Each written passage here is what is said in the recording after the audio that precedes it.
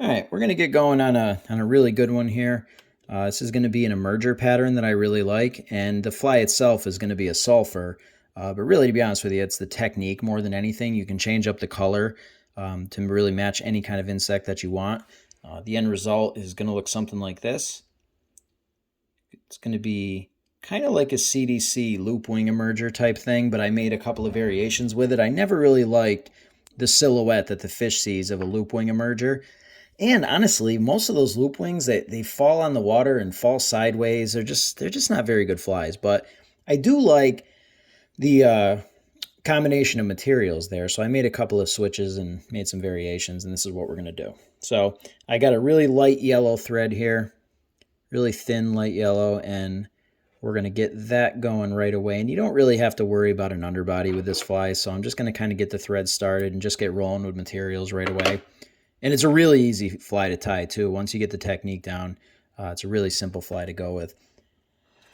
All right, first material, I'm going to tie in some of this Sparco emerger in brown. And what happens with this material is you pull off these chunks that are kind of like pre-sized. So see that strand right there? So you kind of get that separated. But the problem is that's a little bit too thick for one fly. So generally what I do is I take a bodkin, and I will stick that right in the middle, go straight down, and get that separated into two portions. And once you do that, you get a nice thin strand that is a little bit more reasonable for, well, really any size fly, to be honest with you. Even if I was tying a much bigger emerger, I don't think I'd use a full strand of that stuff. So I'm going to take this, and I'm going to get that snipped off nice and even. I'm going to go underneath my hook, loop it back up on top, and then pull it tight to where I'm not wasting too much. And then I'm just going to go straight down the hook shank all the way down into the bend, holding that yarn tight the whole way. And I hold the yarn tight because if you hold it tight, that keeps a consistent underbody, doesn't put you in a position where you're getting, chunks underneath it. It's got a nice smooth body to it. Just what we want. Get that snipped off. Okay. Next order of business is the body. So we're going to tie in some of these turkey biots in rusty brown. Just going to take it from the middle of the biot, get that cut off. And this is where I want to make sure we do this the right way. When you look at one of these biots, you've got this ridge up here on the top. Then you got the bottom that is a little bit more just kind of flimsy. When you tie these bodies in, I see pictures of biot body flies all the time on Instagram and Facebook, and they're tied in backwards. And I think to myself, it's a really nice fly, but the biot is backwards. The body doesn't look right. So we got to make sure that we wrap this in a way that we get that look that we want. So when you tie this in, have that ridge pointing up. And if you have the ridge pointing up, you can tie this in by the tip, angle it a little bit so we can get a good grab there.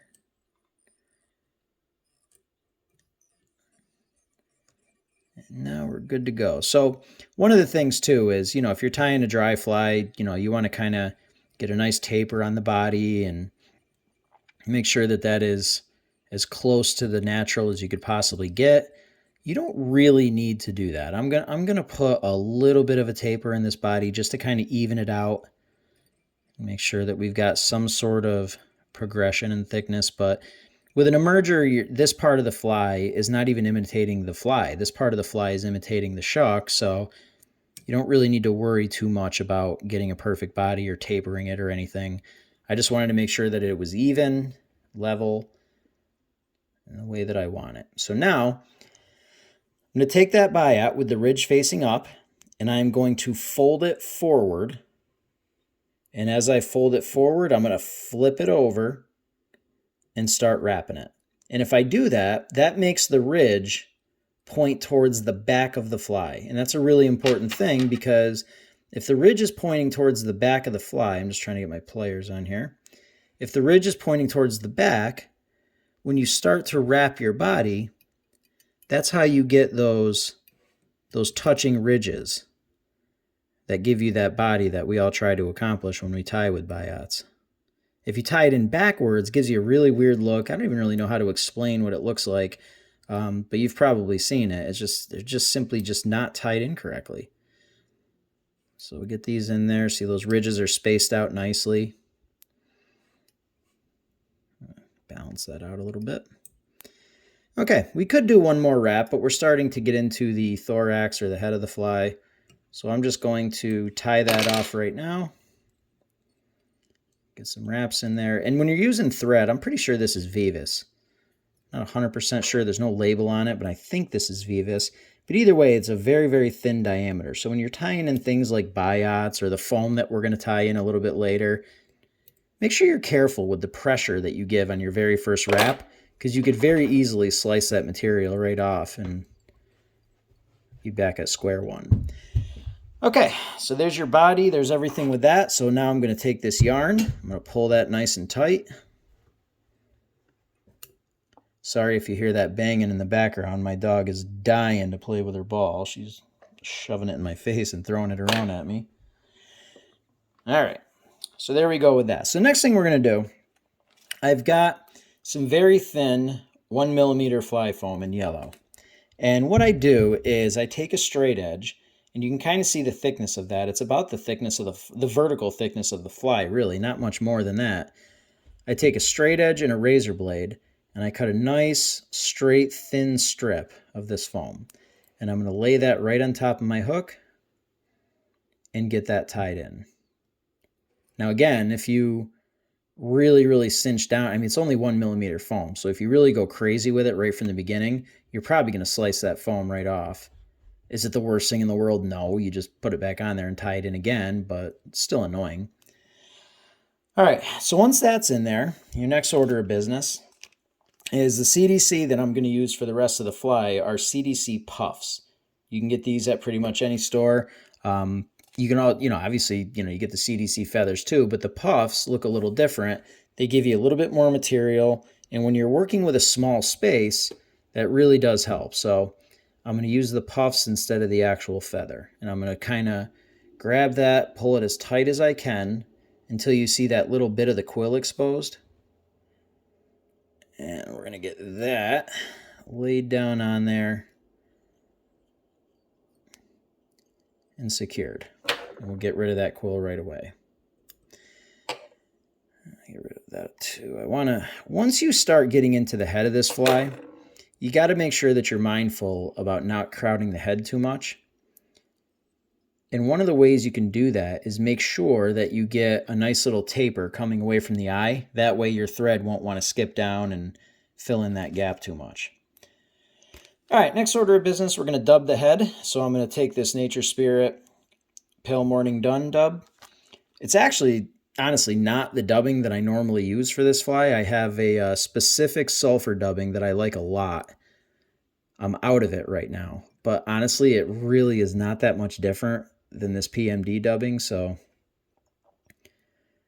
really no issue with substituting this. And you don't need a ton of it either. We're not really going too crazy with it. So I'm just going to do a nice thin dub noodle. Less is more. One of the biggest issues I see with this and a lot of flies is just overdubbing, especially on beginners. So we're going to make a few wraps right back here where we're going to fold that foam over. Make sure that we get a nice transition there. I think I got a little too much dubbing on there, but that'll be just fine. Okay, so we got everything we need for, actually, nah, that's about good for the dubbing. So here's what we're going to do. We're going to take this CDC. I'm going to grab it with my right hand, pull it tight, and fold it over.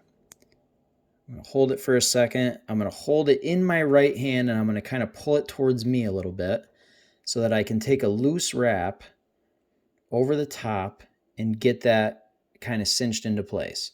Now what I also do is I want that tied in as close to the end of my dubbing as possible. So I'm going to grab this again, and I'm going to lift the whole thing up, including my thread, pull it back, and then tighten it. That'll get that tie-in point literally right to the edge, right to where the end of that dubbing is.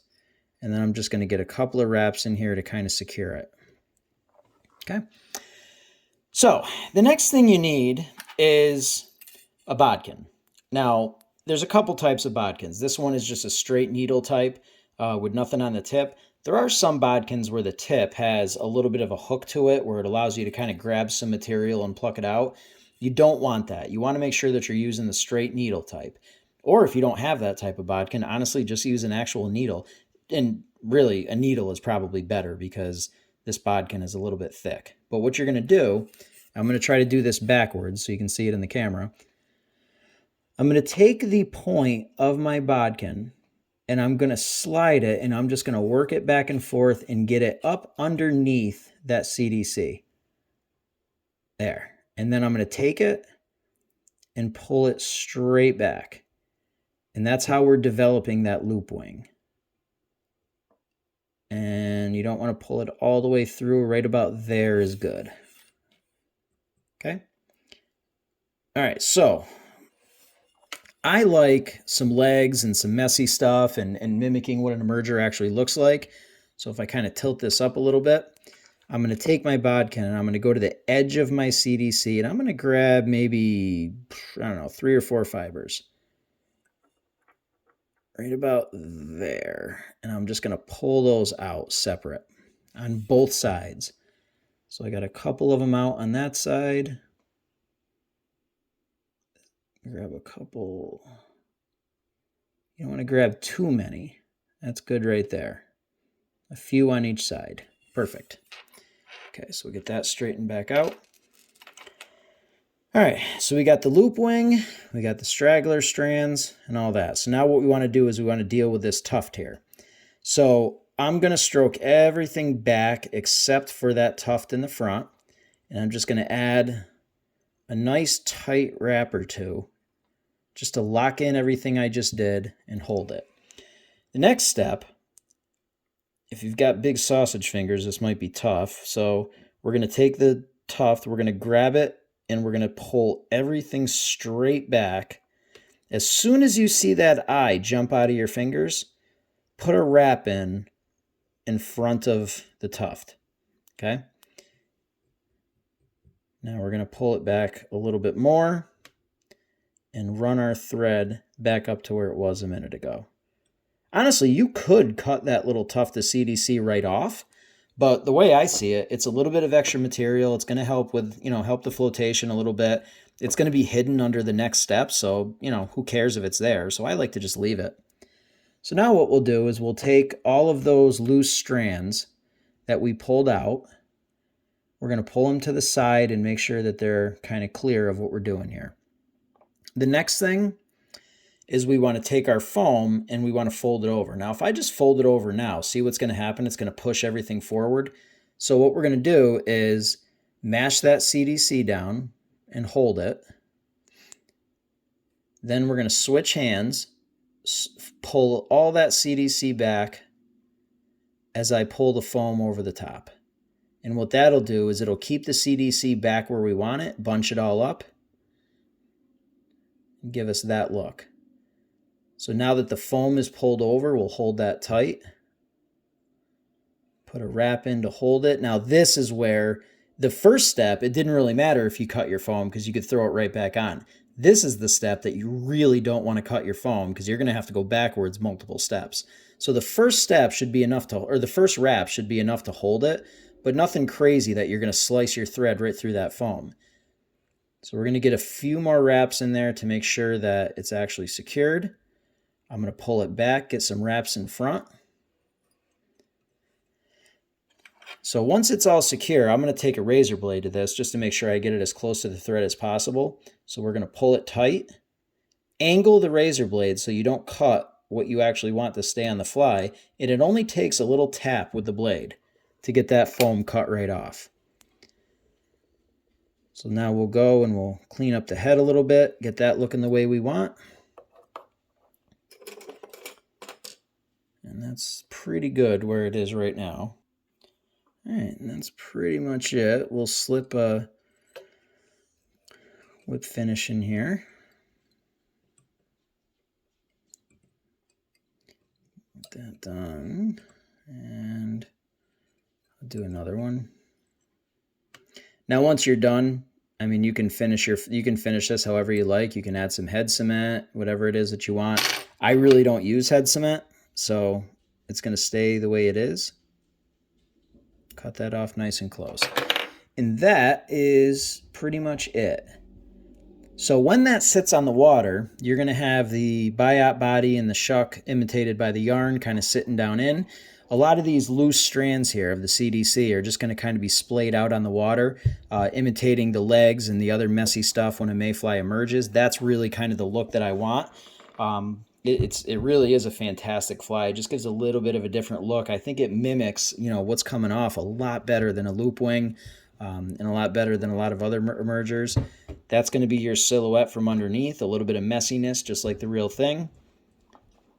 In sulphur yellow, like I said, the technique can be mimicked for pretty much any bug. You just kind of change up the colors and you're good to go. This one just happens to be sulphur because once the summer sets in, we have a system here where it's a bottom release river and it spits out cold water all year long, and those sulfurs come off all summer long, even into September.